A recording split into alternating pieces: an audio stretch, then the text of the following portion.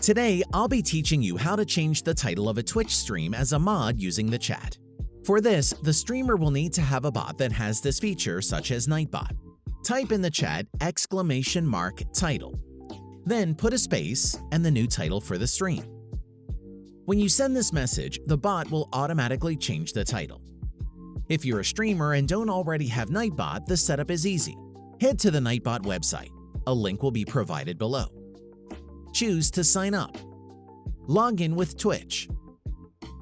Authorize. Click Commands on the left panel and select Default. The title command should be enabled by default.